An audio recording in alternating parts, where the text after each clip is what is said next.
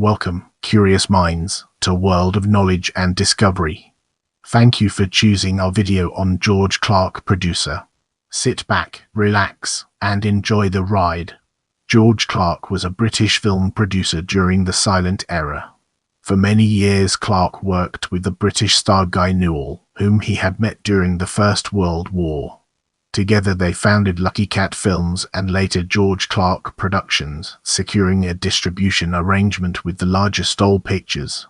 George Clark Productions constructed studio facilities at Beaconsfield in Buckinghamshire, north-west of London, which was opened in May 1922.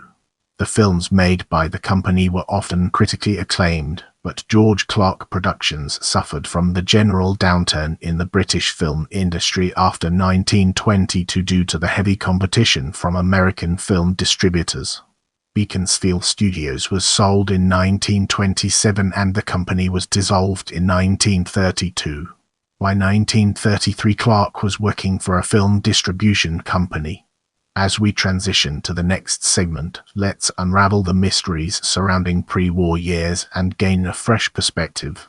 George Clark was described as a very wealthy manufacturer. Clark had a keen liking for photography, on which subject he may claim to be an expert. Now, let's shift our attention to the war years. Clark joined the Royal Garrison Artillery RGA, operating anti-aircraft guns as part of Britain's air defences against bombing raids by German aircraft and Zeppelin airships. It was during his service in the RGA on military duty at a defence station at Dover that Clark met Guy Newall, who was also serving as an anti-aircraft gunner, beginning an association which led to the foundation of a film company after the war. Newall was an actor with theatrical experience who had gained some pre-war experience in filmmaking by playing small parts and writing scenarios for productions by the London Film Company, founded in 1913. The two men formed the idea of founding an all-British film company as a commercial proposition. They shared a belief in the superior talent of British players and formed a plan for demonstrating to the world the possibilities of all British pictures.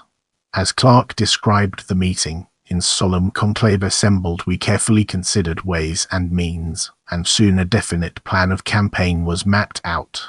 Our focus now turns to Lucky Cat Films, an important aspect of our discussion. After the war ended, Clark and Newall founded Lucky Cat Films with Clark as the business manager and Newall as a leading actor and with artistic control.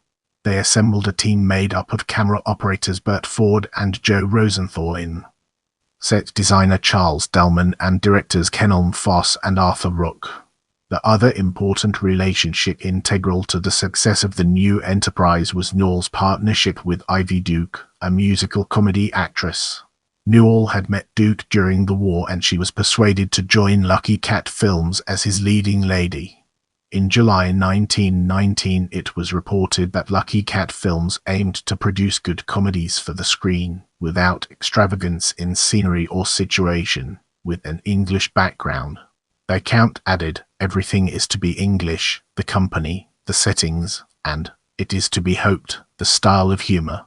Lucky Cat Films completed 4 comedies in quick succession, released from June to September 1919. Working from cramped studios in Ebury Street in central London. The Lucky Cat Films were distributed by the Ideal Film Company.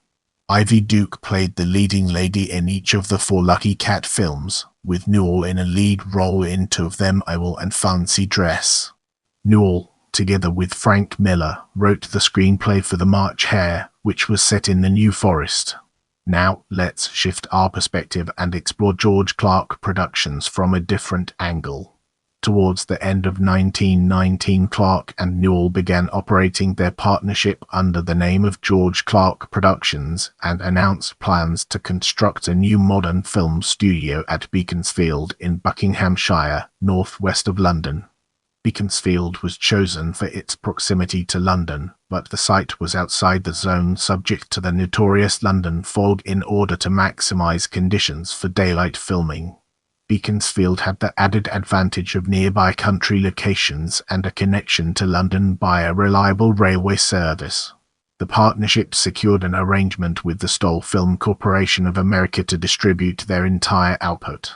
Film writer George Clark Center with the stars of George Clark Productions, Guy Newall and Ivy Duke.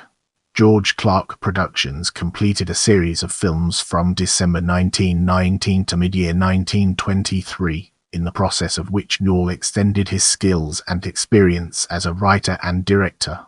The first release under the new name was in December 1919. The Garden of Resurrection was directed by Arthur Rook and featured Newall and Duke in the lead roles.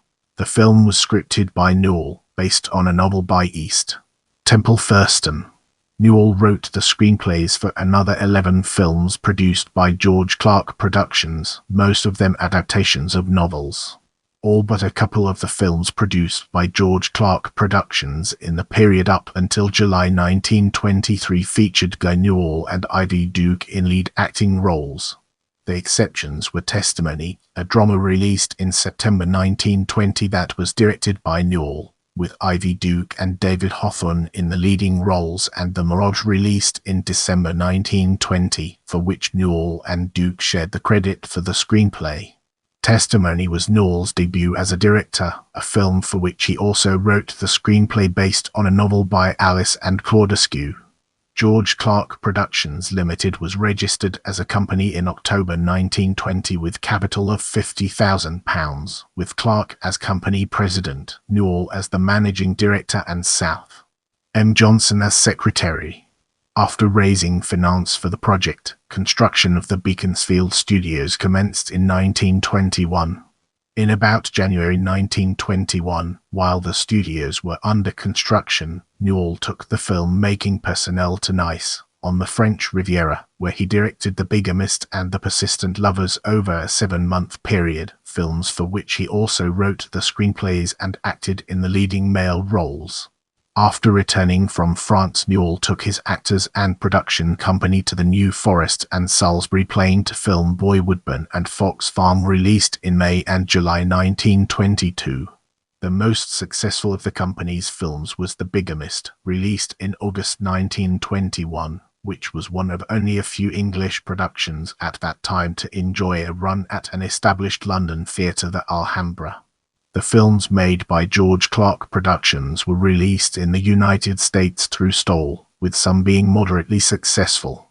In particular, Newall's The Bigamist was highly regarded and was exported with comparative success. In the early years, Newall was described as the leading spirit of the movement among English film producers who aspire to make British films which shall compete with American productions on their own ground. Clark arrived in New York in late January 1921 for the stated purpose of visiting his family and to study film conditions. He was accompanied by Miss Layla Lewis of the firm of Landy and Turnbull, who was handling publicity in England for George Clark Productions. During her visit, Miss Lewis made arrangements to coordinate publicity with the Stoll Film Corporation, the company's American distributors.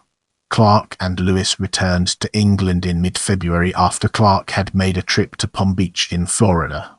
Less than a month later, Clark returned to New York for another short stay. He based himself at the offices of Stoll Film Corporation at 130 West 46th Street, intending to look over the American field with a view to becoming better acquainted with conditions and to start a campaign for his two stars, Ivy Duke and Guy Newall. In early 1922, an association of British film producers and exhibitors called the British National Film League was formed to support local film production against competition from American films. Clark was initially elected president of the body. As we progress, let's zoom in on Beaconsfield Studios and examine its role in shaping our overall narrative.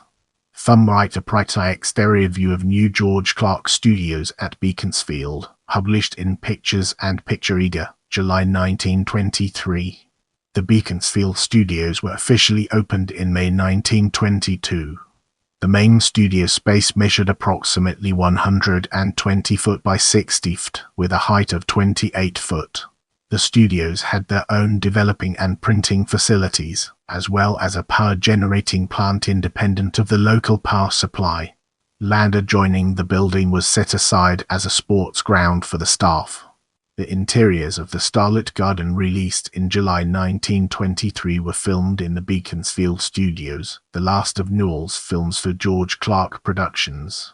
The film historian Rachel Lowe described the acting partnership of Newall and Duke in the following terms: their combined realistic, shrewd and humorous observation of the interplay of personal relations was a refreshing contrast to the stock figures portrayed in most contemporary films.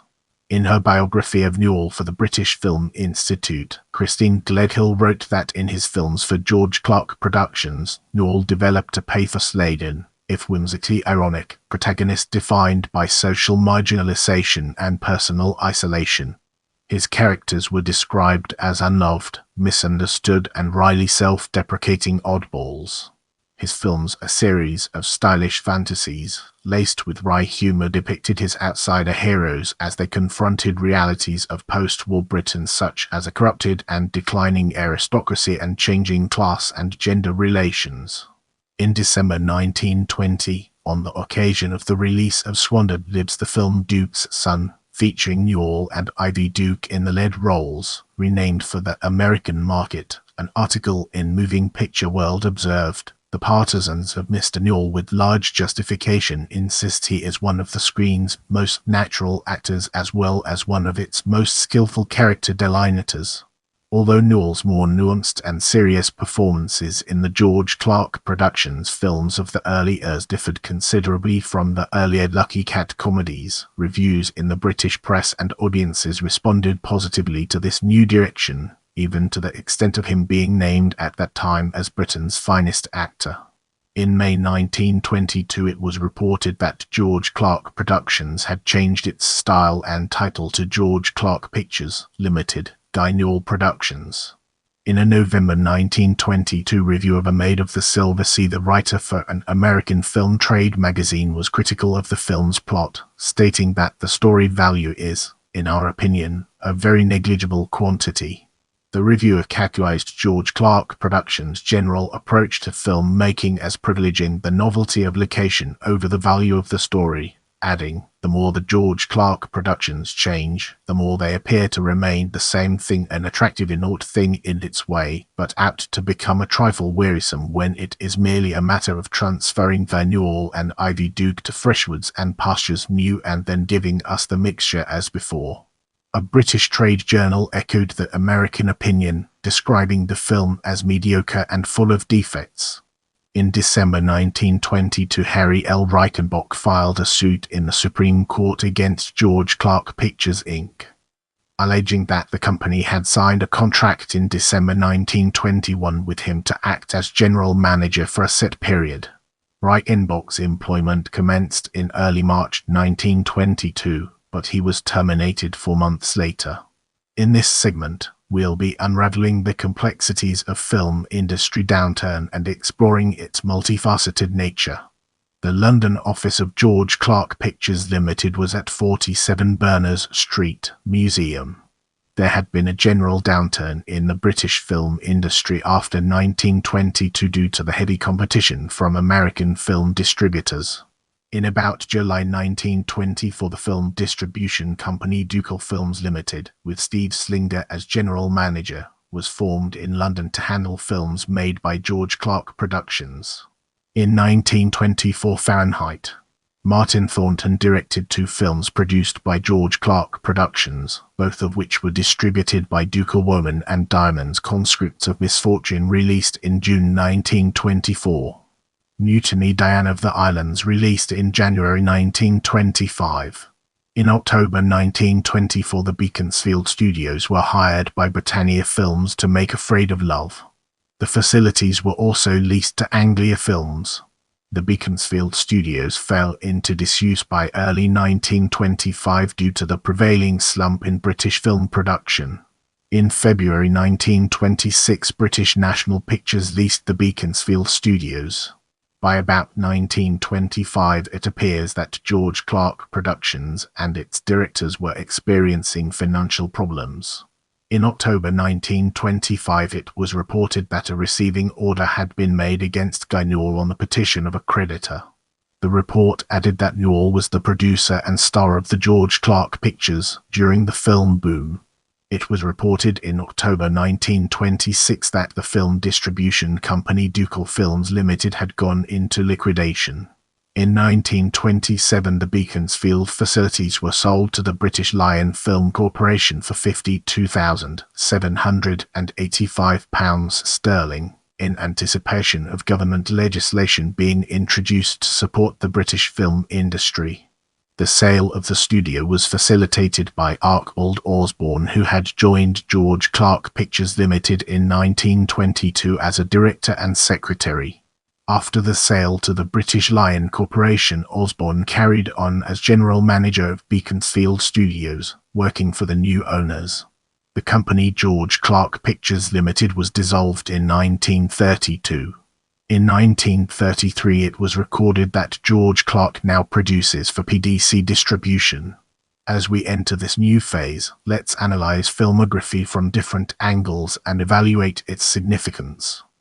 June 1919, Lucky Cat Films The Double Life of Mr. Alfred Burton. June 1919, Lucky Cat Films The March Hare. August 1919, Lucky Cat Films Fancy Dress. September 1919, Lucky Cat Films The Garden of Resurrection. December 1919, George Clark Productions The Law of Crooning Water. January 1920, George Clark Productions Duke's Son Swandered Lives. June 1920, George Clark Productions Testimony. September 1920, George Clark Productions The Mirage. December 1920, George Clark Productions Bigamist. August 1921, George Clark Productions Beauty and the Beast. January 1922, George Clark Productions The Persistent Lovers. April 1922, George Clark Productions Boy Woodman. May 1922, George Clark Productions Fox Farm. July 1922, George Clark Productions A Maid of the Silver Sea. November 1922, George Clark Productions The Starlit Garden. July 1923, George Clark Productions Women and Diamonds Conscripts of Misfortune. June 1924, George Clark Productions Mutiny Diana of the Islands. January 1925, George Clark Productions. I love interacting with my viewers, so leave me a comment and I'll do my best to respond.